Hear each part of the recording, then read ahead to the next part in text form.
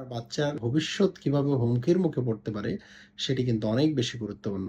আসসালামু আলাইকুম সম্মানিত দর্শক। অনেকেই দেখি যে তার বাচ্চার একটি অন্ডকোষ নেই, তারপরেও নিশ্চিন্তে ঘুমিয়ে যাচ্ছেন এবং বাচ্চাকে তার যে একটি অন্ডকোষ নেই সে ব্যাপারে তিনি মোটেও চিন্তিত নন। কারণ হচ্ছে বাচ্চার ২ টি অন্ডকোষ থাকার কথা, সেখানে ১ টি আছে।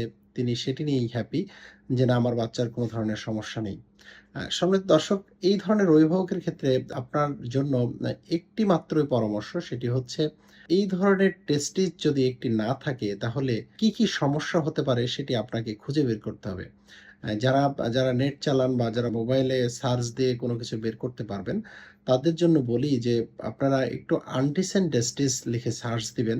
তাহলেই দেখবেন যে কি সমস্যা আপনার বাচ্চার সম্মুখীন হতে পারে। আপনি জেনে বুঝে আপনার বাচ্চার কি পরিমাণে ক্ষতি করছেন সেটি আপনি, যারা শিক্ষিত বাবা-মা যারা নেটে সার্চ দিতে পারেন, মোবাইল ইউজ করেন, অ্যান্ড্রয়েড ফোন, তাদেরকে বলব যে আপনারা দেখুন যে কি সমস্যা হতে পারে। তাহলে আপনি বুঝতে পারবেন যে একটি অন্ডকোষ না থাকার কি যে গুরুত্ব এবং এটি না থাকলে কি সমস্যা সৃষ্টি হতে পারে, আপনার বাচ্চার ভবিষ্যৎ কিভাবে হুমকির মুখে পড়তে পারে সেটি কিন্তু অনেক বেশি গুরুত্বপূর্ণ। সম্মানিত দর্শক, এখনই খুঁজে দেখুন যে আপনার বাচ্চার অন্ডকোষ ২ টি রয়েছে কিনা এবং সেটি অন্ডথলিতে আছে কিনা। অন্ডথলিতে না থাকলে আপনার কি করতে হবে? অবশ্যই নিকটস্থ একজন শিশু সার্জারি বিশেষজ্ঞের সাথে দেখা করতে হবে এবং উনার পরামর্শ নিতে হবে যে আপনি এখন আল্ট্রাসোনোগ্রাম করে টেস্টিসটি কোথায় রয়েছে তার অবস্থানটি খুঁজে নিবেন, না কি করবেন? সবাইকে ধন্যবাদ সাথে থাকার জন্য। আসসালামু আলাইকুম।